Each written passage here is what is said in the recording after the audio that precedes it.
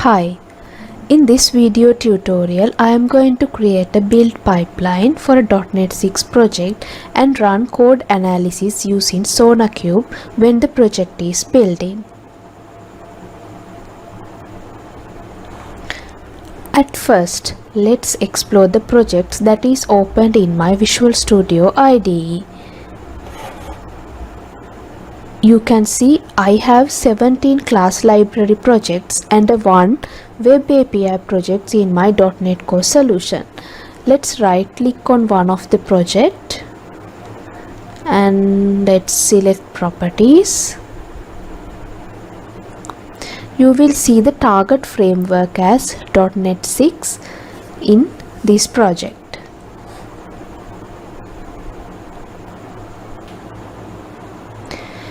Go to your Azure DevOps environment and click on New Project icon.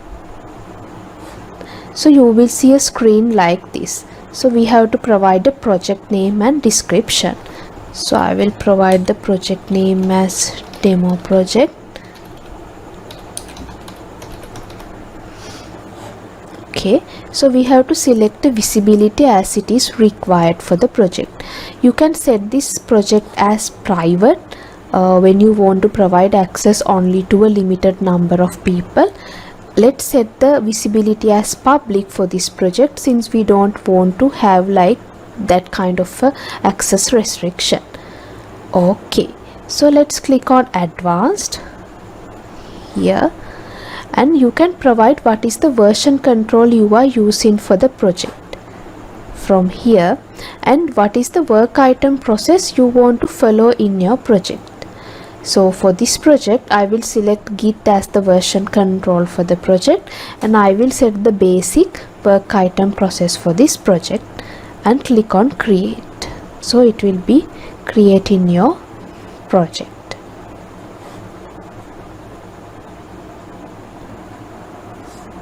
You can see the project is created in your space.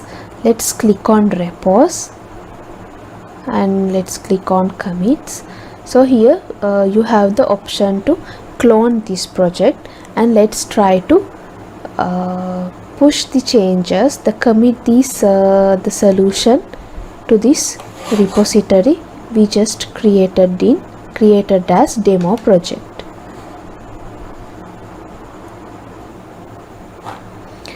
After committing your code, so you can see the commit ID like this. So let's move to the pushers from here. So you will be able to see your commit history. So let's click on repos files.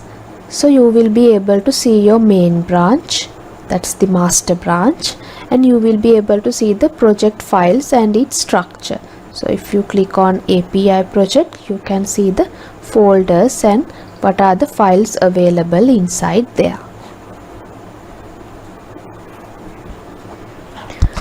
Let's try to create our build pipeline for this project. So let's go into the pipelines and click on it. You can see this screen to configure your pipelines. So I will click on create pipeline. In here you have to provide the place where your source code is available. So in this example I am going to stick into the classic editor instead of going for YAML to create this very simple pipeline. Because of that, let's select use the classic editor option. So in here you have to provide where your source code is available. I will go for Azure repo grid. Select let's select the repository from here from available repository list, and you have to select the default branch for the builds and click on continue.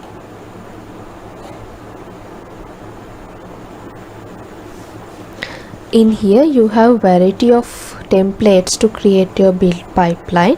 So I have to go for ASP.NET Core because we have .NET 6 class library project and 1 web API project. So I will check for .NET Core and select ASP.NET Core template.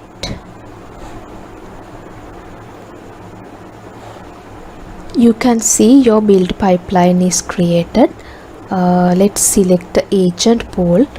You can select Azure pipelines when you are using Azure Cloud Edition and provide the agent specification on a preferred operating system you want. I will go for Windows 2022.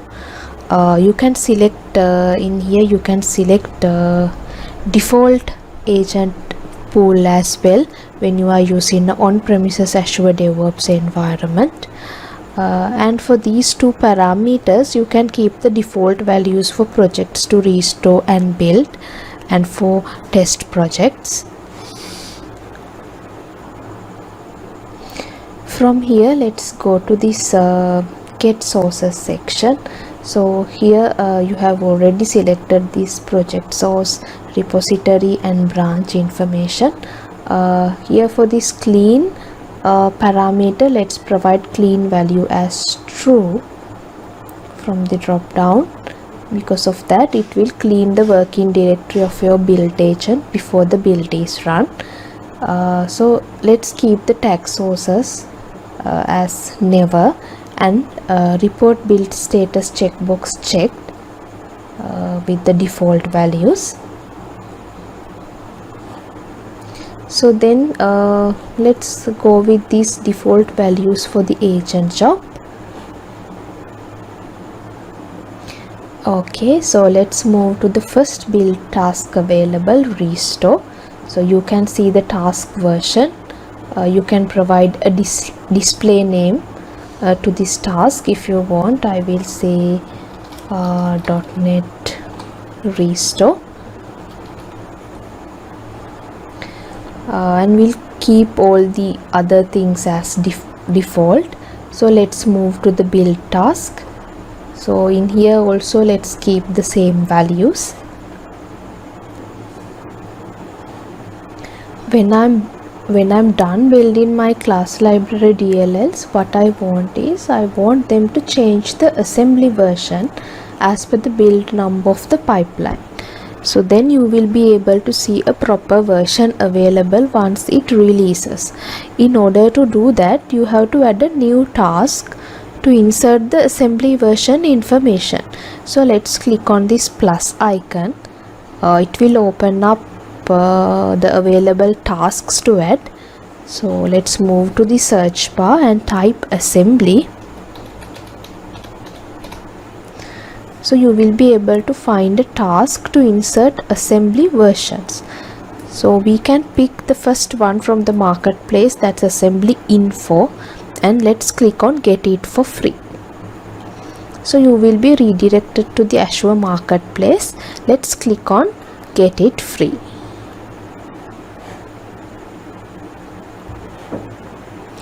In here you can see your Azure DevOps organization is selected. So let's click on install. I'm using Azure DevOps Cloud version, so I can easily install any tasks from the marketplace. But if you are using Azure DevOps server, you may have to download the DLLs and install this manually.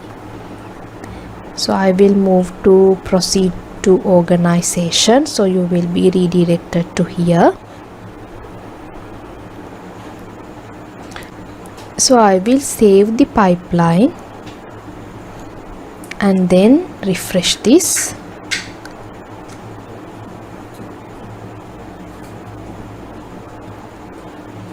So if I search for assembly, so you can see these two tasks under assembly info now. So let's go with the .NET Core version.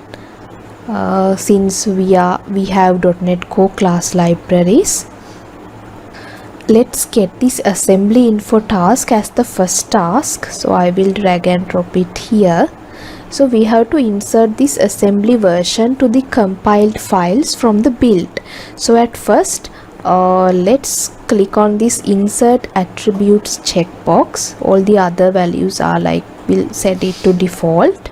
So let's check what are the attributes available here.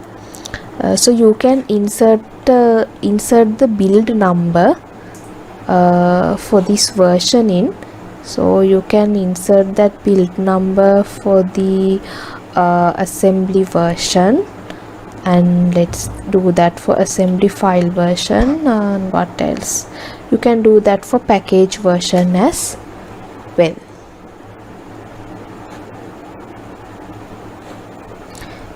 So after updating the assembly version, we have .NET Restore, .NET Build.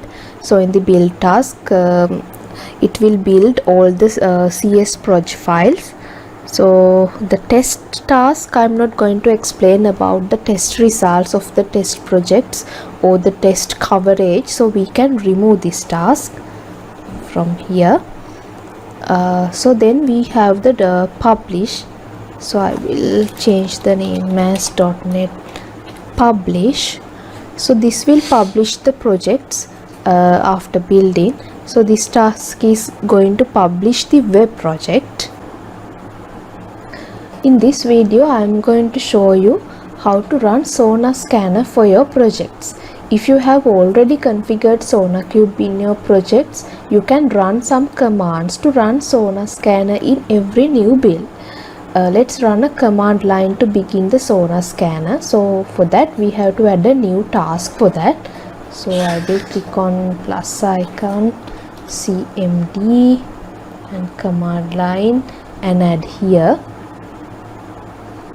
You can check a video in my channel to upload your code base to SonarQube and how to run a code analysis in your projects.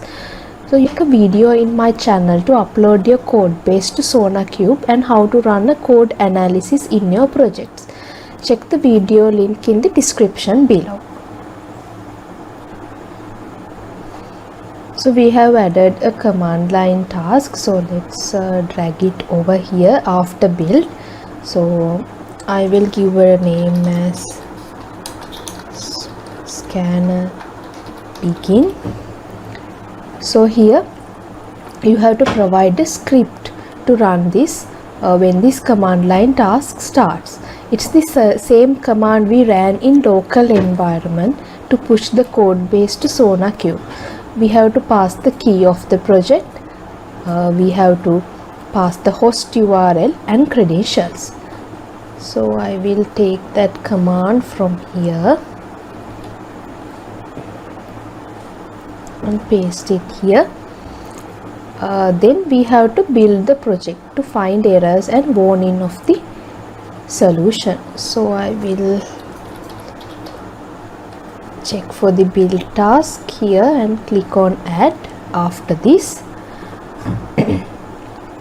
So we have to end the Sonar Scanner also. So after doing that, it will upload the issue report to the SonarQube server. So for that, I will get the command line.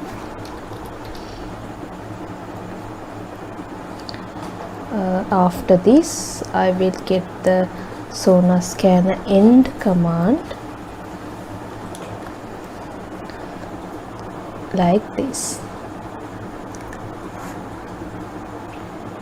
So in this build pipeline, we have built the project and analyzed the code with Sonar Scan. So let's save this pipeline and let's queue this one.